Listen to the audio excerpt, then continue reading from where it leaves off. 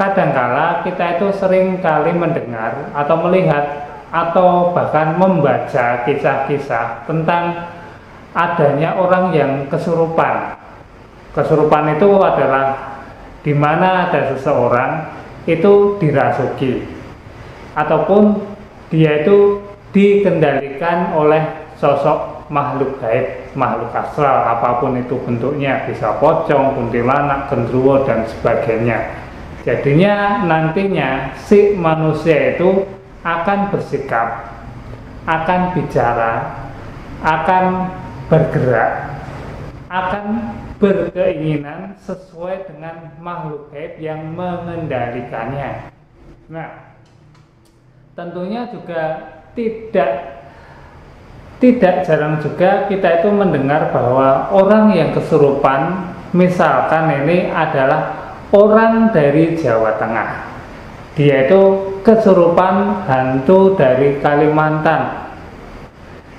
Pertanyaannya, bisakah orang Jawa ini tiba-tiba bicara bahasa Kalimantan? Bisakah seperti itu?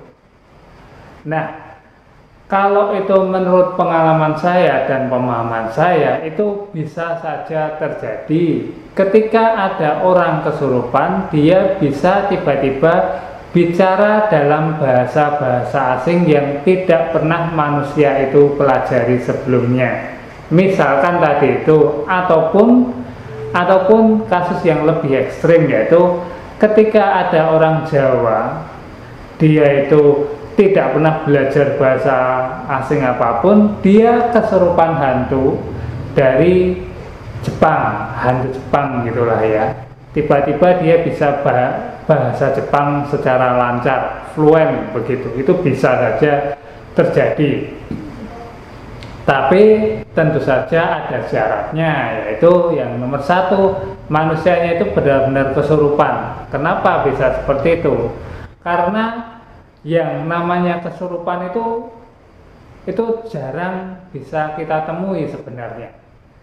Ketika orang kesurupan itu, maka seharusnya cara bicaranya, mimik wajahnya, gestur tubuh, ingatannya itu akan berubah total menjadi makhluk gaib yang mengendalikannya.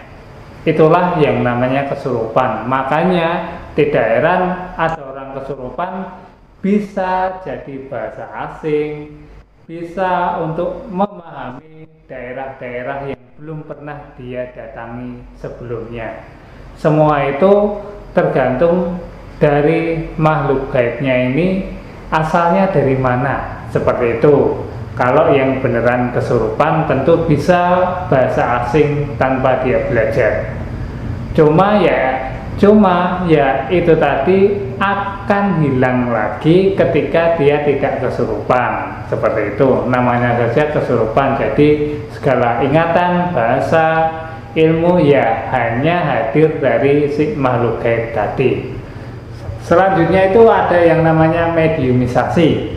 Mediumisasi itu mirip banget dengan yang sering kita lihat di televisi ataupun di YouTube ataupun di tempat-tempat lainnya, yaitu adalah ketika ada seseorang secara sengaja memasukkan makhluk gaib ke dalam tubuhnya agar bisa bergerak sesuai dari keinginan manusianya tadi, yaitu misalkan adalah ketika manusianya ingin bergerak seperti harimau, maka dia seolah-olah memasukkan jin dengan wujud harimau.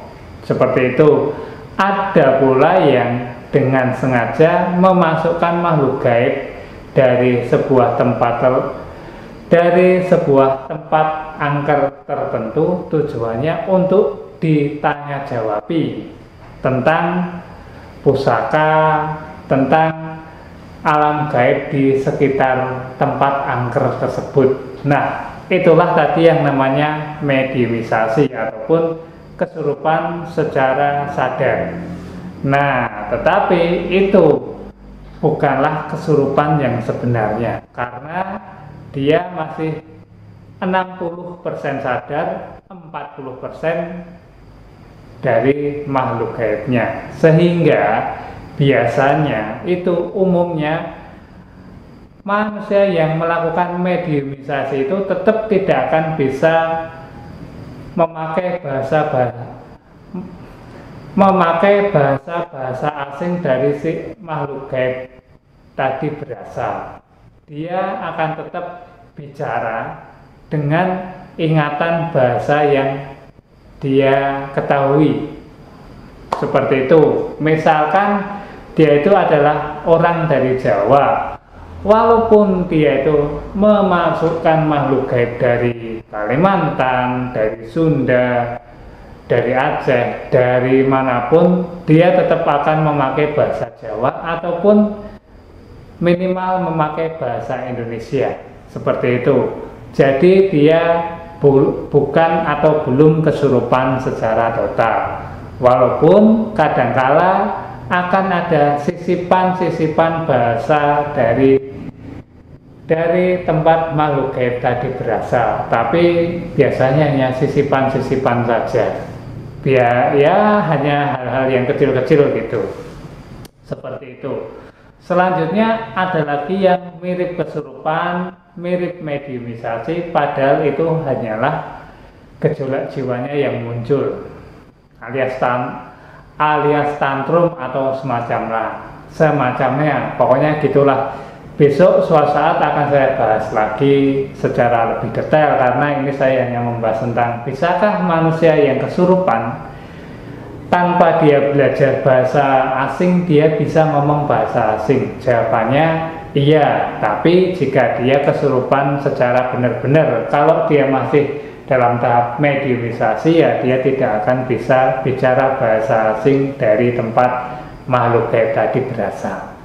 Seperti itu. Jadi bisa dipahami, semoga bermanfaat, dan mohon maaf jika ada yang kurang sepakat atau nggak sepaham, ya mohon maklum. Ini hanya berdasar opini serta pengalaman saya sendiri dalam hal dunia supranatural dan spiritual. Jangan lupa follow, share, serta komen apa yang ingin Anda ketahui tentang dunia supranatural dan spiritual. Sekian dan jumpa lagi di video selanjutnya. Rahai.